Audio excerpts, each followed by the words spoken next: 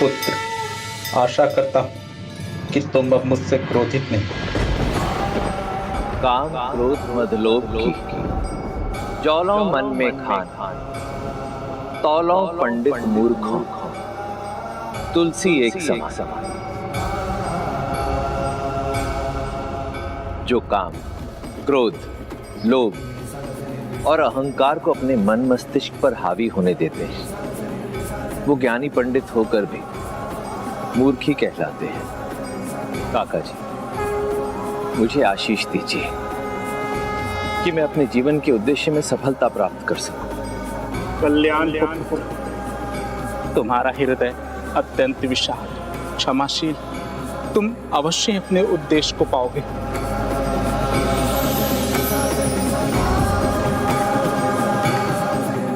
जिन्हें सभी बड़ों का आशीर्वाद प्राप्त था, जिन्हें गुरु के मार्गदर्शन से ज्ञान का भंडार मिल गया, जिनके हृदय में केवल श्री राम का नाम था, ऐसे भक्त तो भक्ति के मार्ग में निरंतर आगे बढ़ते ही गए होंगे। कलयुग तो महान भक्तों को भी प्रभावित कर लेता है। भक्ति भाव से भरे हृदय पर भी सेंध लगाने का उपाय ढूंढ लेता है। ऐसा क्या हुआ गजानन, जो तुलसीदास जी भी अपने जीवन में भटक गए?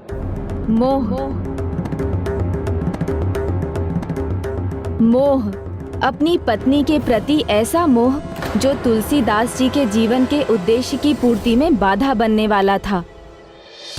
मन गदगद हो गया आज प्रभु राम कथा का ऐसा सुंदर पाठ, जिसने श्रोताओं को भाव विभोर कर दिया।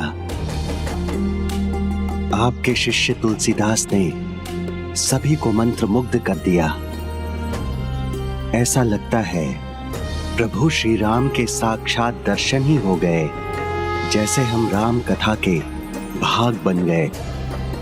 मुझे पूर्ण विश्वास है कि स्वयं भगवान भी उसके मुख से श्री राम कथा का पाठ सुनने आते होंगे।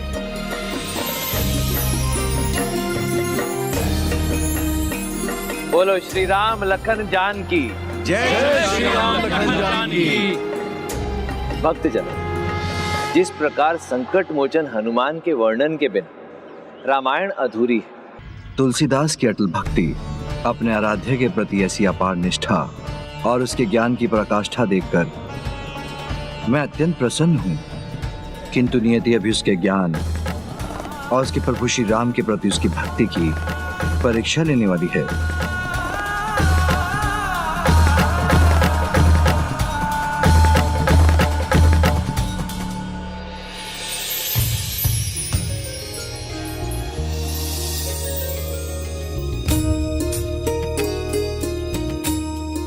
प्रभु श्री राम के इस साधारण भक्त दीन बंधु का धन्यवाद स्वीकार कीजिए। इतनी कम आयु में आपने रामायण कंठस्थ कर दी है। हम जैसे अज्ञानियों को श्री राम कथा का सार सुनाकर आपने हमें राम के निकट ला दिया है। इसके लिए मैं आपकी जितनी प्रशंसा कर सकूं कम है। आपके शब्दों से मैं कृतज्ञ हुआ। धन्यवाद। हम सभी राम भक्तों की ओर से बहुत बहुत धन्यवाद तुलसीदास जी। आपके मुख से प्रभु श्री राम कथा सुनकर हम धन्य हो गए, भाग्य खुल गए हमारे।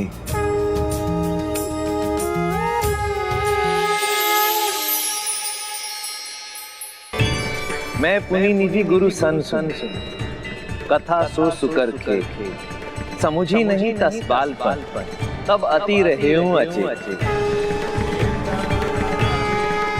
महानुभव, सत्य कहूं तो जब प्रथम बार वराह क्षेत्र में मैंने अपने गुरुजी के मुख से श्री राम कथा का पाठ सुना था, तो मुझे भी कुछ समझ में नहीं आया। परंतु उसके पश्चात प्रभु श्री राम की कृपा से और अपने दोनों गुरुओं द्वारा दी गई शिक्षा द्वारा मैं न केवल राम कथा के ग्रंथ को पढ़ने में सक्षम हुआ, अपितु आज आप सबको समझाने का प्रयास भी कर पा रहा हूं। अधजल गगरी छलकत जाए। जो अधूरा ज्ञानी होता है वही ज्ञानी होने का ढोंग करता है। ज्ञान होता ही नहीं किंतु उसका अभिमान करता है। प्रभु श्री राम की कथा से 7 महत्वपूर्ण शिक्षा मिलती है। वो कौन से हैं ये बता दीजिए तो हम भी मान जाएंगे।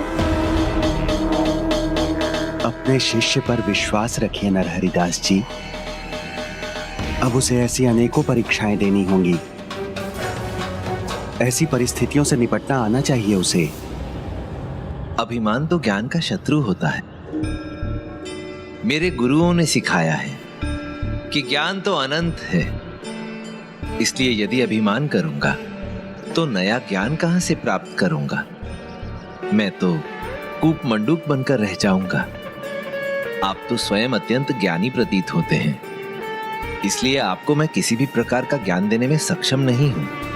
परंतु यदि आज इस सभा में मैंने आपके प्रश्न का उत्तर नहीं दिया तो मेरे गुरुओं का अपमान हो जाएगा। प्रभु श्री राम की कथा की प्रत्येक घटना में अनेकों सीख भरी है, जिनसे हम जीवन में सत्य और धर्म पर चलने की शिक्षा पाते हैं। परंतु यदि आप मेरे मतानुसार प्रभु श्री राम की कथा के 7 सर्वाधिक सीख जानना चाहते हैं तो वो इस प्रकार है। प्रथम सीख, धर्म की सदा विजय होती है। अधर्म कितना भी शक्तिशाली क्यों ना हो, धर्म उस पर सदैव विजय पाता ही है।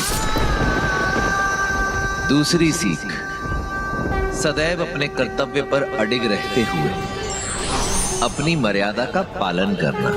प्रभु श्री राम का संपूर्ण जीवन इसका उदाहरण है। तीसरी सीख, कठिनाइयों का सामना करते हुए सदा धर्म और सत्य के मार्ग को चुनना। लंकापति रावण के अनुज श्री विभीषण इसका उदाहरण है।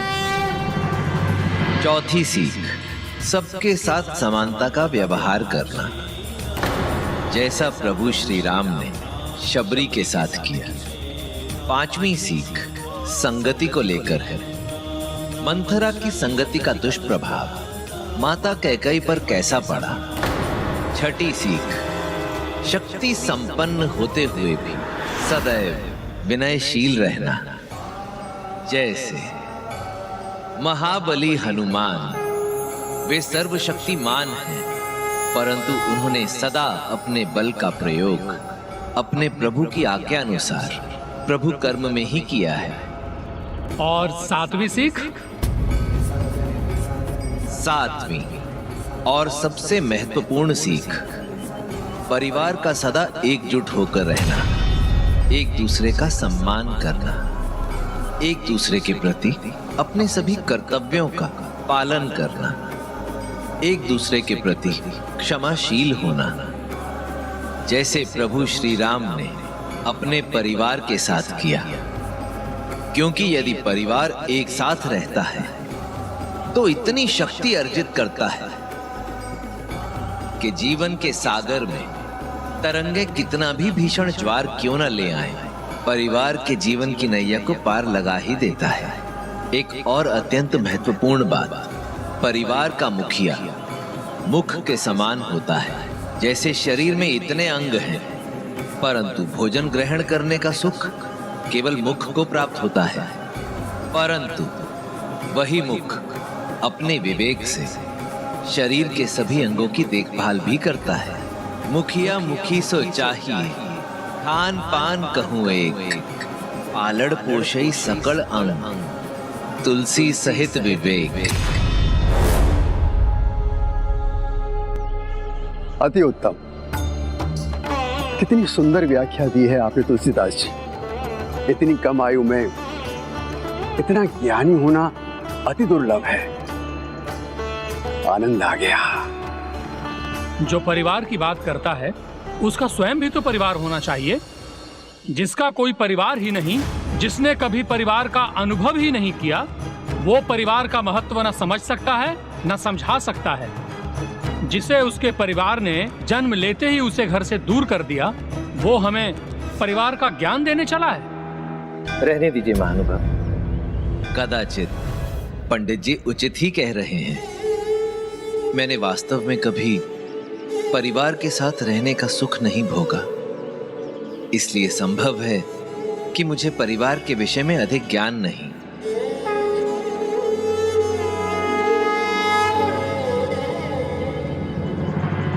आप सोच रही होंगी कि ज्ञान की परीक्षा में तो सफल हुआ है तुलसीदास, किंतु उससे भी कठिन परीक्षा है वो है निष्ठा की परीक्षा, जो अभी शेष है।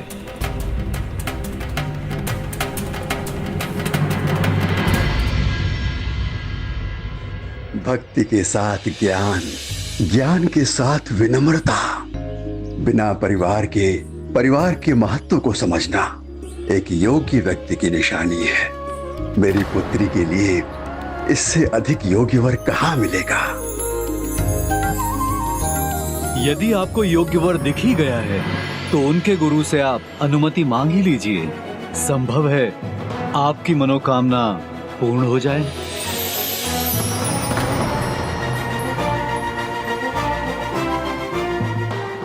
वो जो भी थे, उन वृद्ध सज्जन का बहुत बहुत धन्यवाद। अब उनके सुझाव पर ही चलूंगा मैं। कौन सा गुण नहीं है उनमें? आपने ऐसा तराशा है उन्हें कि ढूंढने पर भी कोई खोट न मिले। हे गुरुदेव, आप दोनों की कृपा और अनुमति से मैं भक्त तुलसीदास को अपना दामाद बनाना चाहता हूं।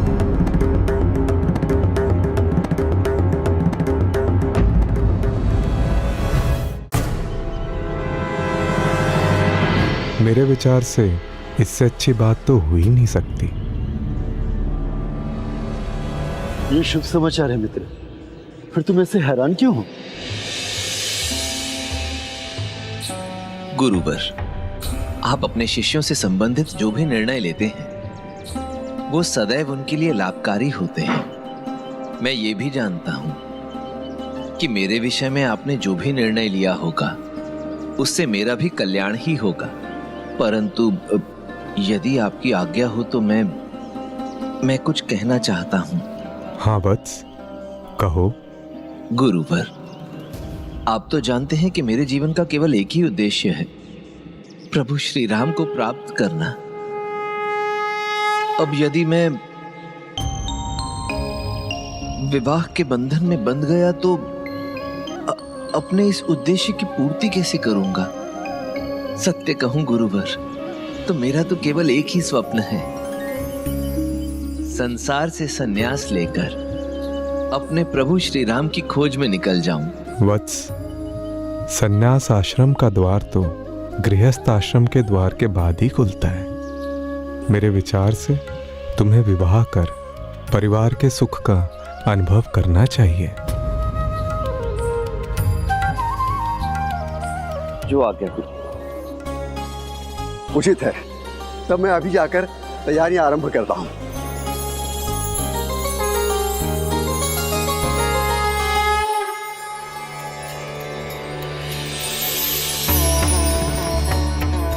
प्रभु, आपके आशीर्वाद से अब मुझे भी परिवार के साथ रहने का सुख और सौभाग्य प्राप्त होगा।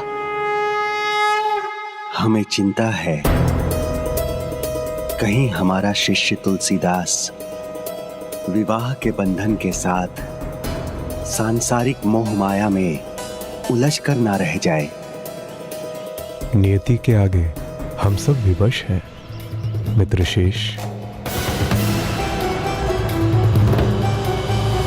विवाह जीवन के उद्देश्य को पाने में बाधा नहीं बनता, क्योंकि शिव को जब उसकी शक्ति मिली तभी तो मैं शिव बन सका, नहीं तो मैं अधूरा था। किंतु तुलसीदास के लिए विवाह का अनुभव भिन्न है, क्योंकि ये कलयुग है। इसका प्रभाव मनुष्य के मन और बुद्धि पर तो पड़ेगा ही।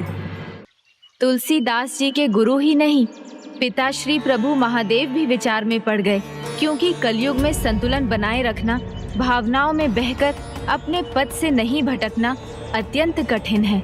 और जैसे ही तुलसीदास जी का विवाह हुआ, कलयुग से प्रभावित मनुष्यों के संपर्क में आने से उस युग के विकारों का प्रभाव तुलसीदास जी के मन मस्तिष्क पर भी होने लगा। ऐसा पावन मन भी कलयुग के विकारों से प्रभावित हुए बिना ना रह सका।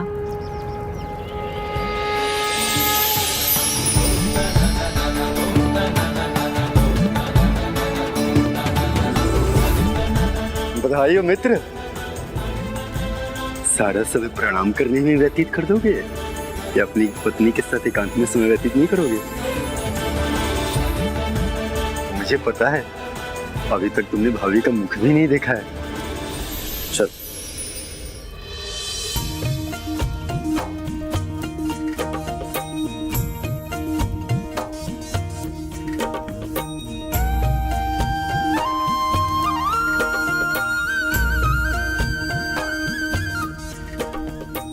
भगवान की असीम कृपा आप दोनों पर बनी रहे।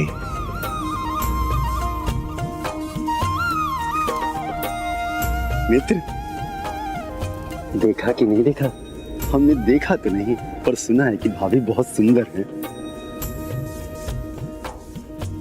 जैसे पूर्णिमा के चांद की तरह आकर्षण होता है ना, एक बार देखो तो बस देखते रह जाओ। तुम तो चुप ही रहो। मैं चुप हूँ? चलो।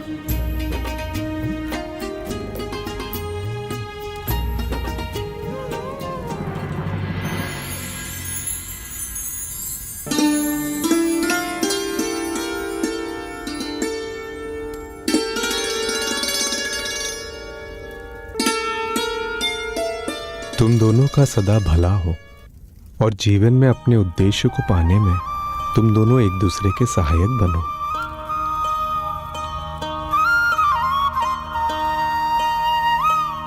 क्या हुआ वत्स तुलसीदास, तुम इतने विचलित और खोए हुए से क्यों हो? विचलित नहीं गुरुजी, वो बस मैं जानता हूं, किंतु तुम चिंता मत करो। तुम अपने परिवार का दायित्व अच्छे से संभालोगे और यदि तुमसे कोई भूल हो जाए तो उसे भी सुधार लोगे। मेरे जाने के बाद भी मेरा आशीर्वाद तुम्हारे साथ सदा रहेगा। आपके जाने के बाद अर्थात अब मेरे अयोध्या लौटने का समय आ गया है। नहीं गुरुवर, आप नहीं जा सकती। आप ही तो मेरा परिवार है। माता पिता बनकर आप ही ने तो मेरा पालन पोषण किया है। गुरु बनकर मुझे दीक्षा दी, जीवन का मार्ग प्रदर्शित किया, यहां तक पहुंचाया। मैं आपके बिना नहीं रह पाऊंगा गुरुवर। कृपया कर मुझे अकेला छोड़कर मत जाइए। नहीं वत्स, तुम अकेले कहाँ हो? तुम्हारी पत्नी, तुम्हारी जीवन संगिनी तुम्हारे साथ है, जिसके साथ तुम अपना परिवार आरंभ करने जा रहे हो।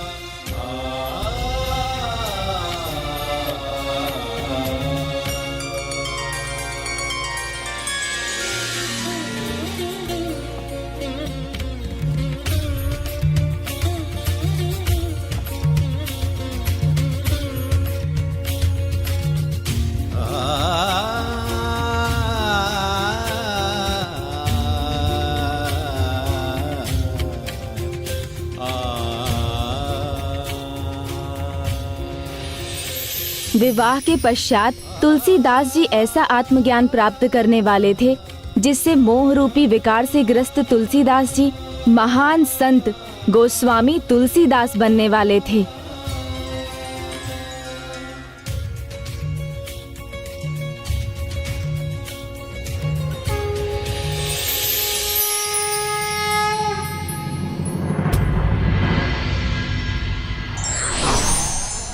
गुरु केवल मार्ग दिखाते हैं, उस पर चलना तो व्यक्ति को स्वयं ही पड़ता है।